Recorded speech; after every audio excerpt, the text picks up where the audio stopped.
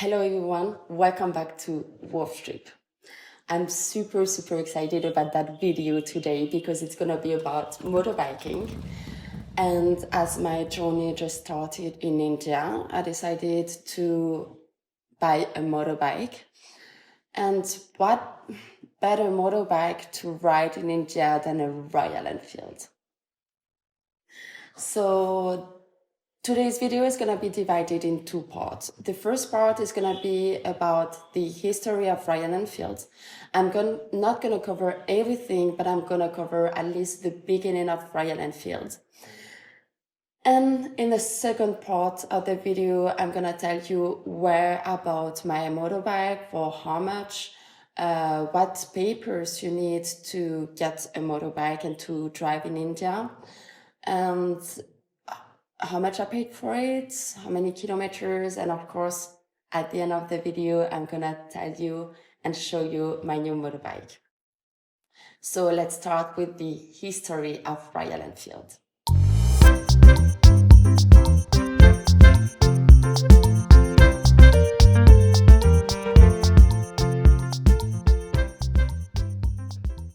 I know it might be confusing for people whether Royal Enfield is a UK company or an Indian company, but let me clarify that point.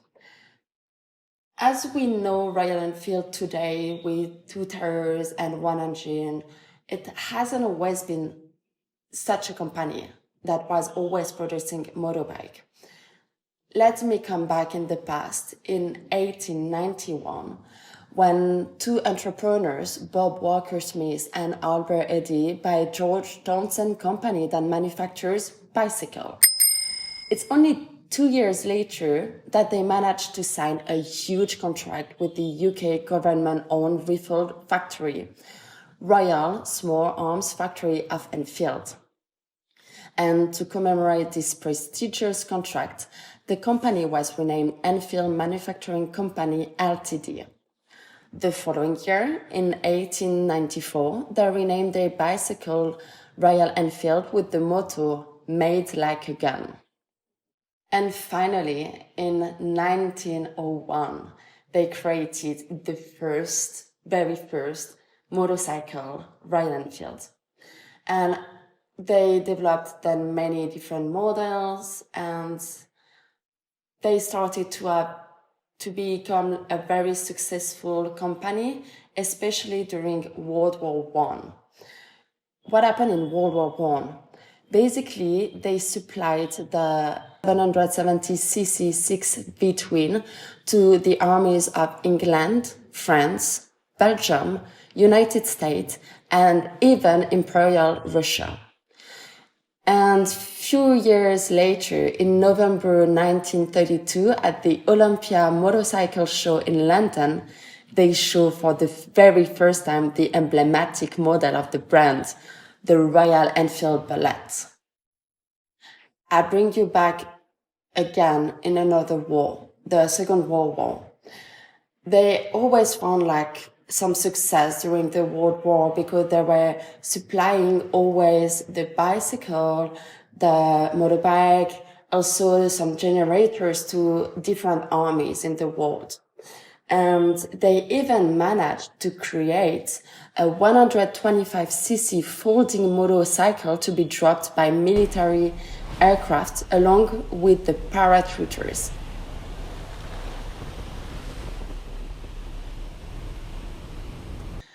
So to resume, Royal Enfield is a very successful company in Europe, but also abroad. In 1949, for the first time, they export some motorbike in India. And in 1955, the Indian government was looking for a reliable motorbike for his army and police forces. And they decided to order 800 units of the Bullet 350. At that time, you have to know that 800 units is a lot. It's a big amount. So that's why Royal Enfield decided to do a partnership with another company, Indian company, Madras Motor.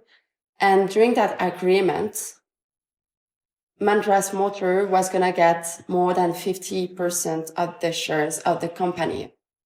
So Royal Enfield is actually an Indian company.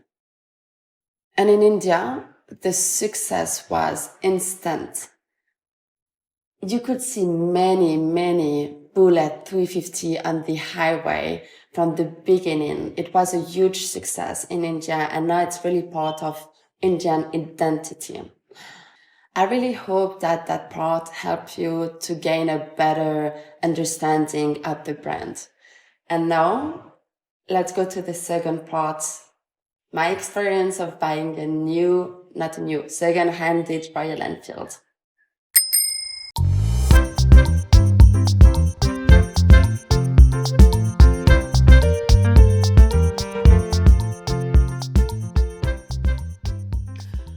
For the motorbike, I decided to go with a second-hand motorbike for obvious reasons, because I don't have such a budget to buy a new motorbike in the first place, but also because it's so much easier to get second-hand motorbike, because I agree with the guy that we would leave the motorbike under his name, so I don't have to worry about changing the name of the motorbike and all of those paperwork to do. And this, if you want to buy a new motorbike, you have to think that as a foreigner, it will take a long time, a long process. I don't even remember how long it takes, but it takes a lot of energy and time. So I decided to go with a second-hand motorbike, which one you will see that at the end. And in New Delhi, I checked that place. Luckily, my hostel was really nearby, like 10 minutes by tuk-tuk from that place. And in that area, you will find so many different places to buy a second-hand motorbike. If you don't want to buy, that's okay. You can rent a motorbike. If you had a breakdown with your motorbike, you can fix it. If you need some accessories for your motorbike, you can buy some. It's really like all of that area is perfect. It's like the paradise for the motorbike lovers. And you can buy many different models. Like I saw that they had also some Yamaha. You have like many different brands of motorbike over there. But you have also many Royal Enfield over there. So if you want to buy one and you're nearby New Delhi, I really recommend to go to that place. So what I did the day before buying my motorbike, I went to that place. I checked many different places to look a bit about the prices and to get an idea about which place is better priced, and also to get a bit the feeling how I felt about the sellers. I go a lot with the feeling. And I finally found that place where I bought my amazing motorbike, and I agree for 95,000. I had a full service for the motorbike. They changed, of course, the oil, the air filter. One of the tire was it didn't have much profile, so I asked for new tires. I test drive the motorbike. I asked for new brakes, new mirrors. I asked also for the device to put the phone, to add the GPS, the direction. And yeah, I had like kind of a good deal. I wasn't able to negotiate at the end for the price, but what I negotiate with the guy is that if I bring him back the motorbike, he will buy it back to me. At the beginning, he told me you will lose the 25 to 35% of the price. But since I wasn't able to put the price down, I told him, okay, I buy the motorbike only if I sell it back to you, I only lose 25% of the price. So we agree with that. Of course, if I give back the motorbike in good condition, which makes sense, I still have to make his business work. And yeah, I think that's it. Oh yeah, very important. I'm gonna show you now which paperworks, like which paper I had and which one you really need to get, because there is even some papers I didn't really know that you needed that in India, but you actually need it. So let me show you now. Okay guys, now time to show you the important paper that you need. You need 4 papers at least. So you will need the registration card of the vehicle, which is the basics of the basics.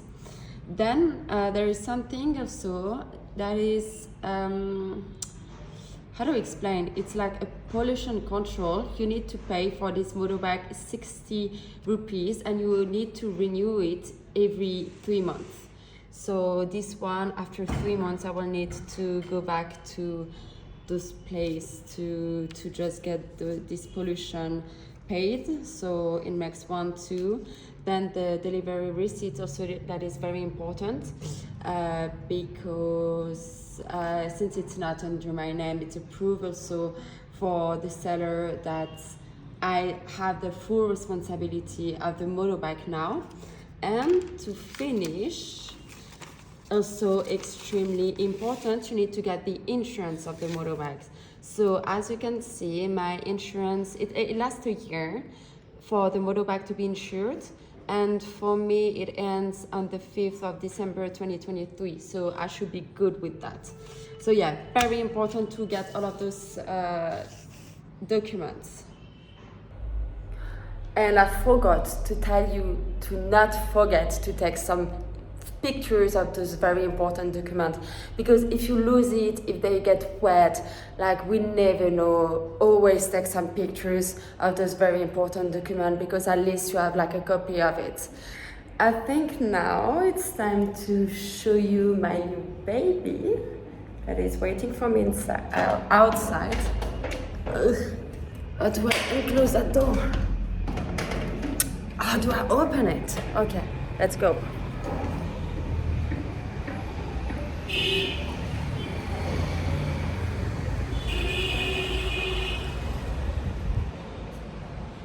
I went for Royal Enfield 350 Classic, so I'll show you some better shot of that beautiful baby.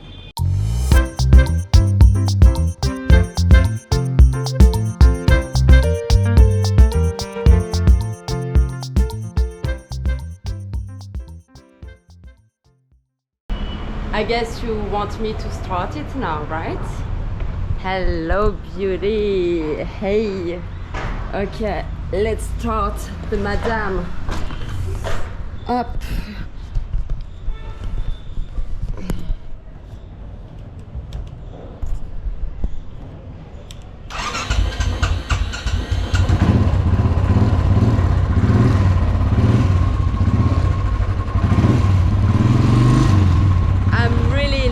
With the noise it makes, I love it. It's like so aggressive and I love it. So as you can see, the motorbike has 18,540 kilometers. Oh, I already drive quite a lot, like at least 200 kilometers. Yeah, but yeah, if you see, there is like new tires, good profile, new brakes, have this to put my luggage easily, like a locker also for the helmet, the stripes for the luggage also same good condition, and everything has been done, like they put some oil on the chain, change the oil, new air filter, and they changed something here also. I don't remember what it was, but I'm so happy of that new madame that is traveling with me now. Hey you.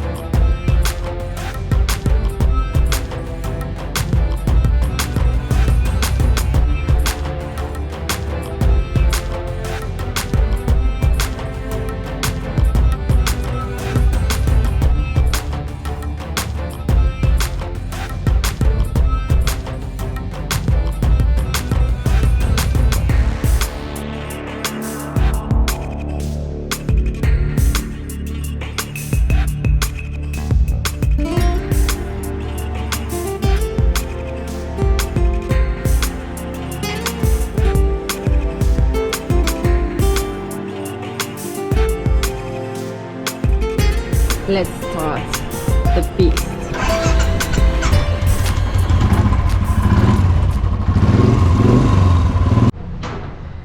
I would like to thank you all for watching, and please, if you like the video, don't forget to like it and subscribe to my channel. There will be more videos like these ones. And I was thinking also that I told you a small part about Royal Enfield history. It's not the full version, not the full story. So if you want to get to know more about that brand, I can do another video to tell you a bit more about Royal Enfield. And yeah, thank you so much for watching, and I will see you soon on the Indian highways.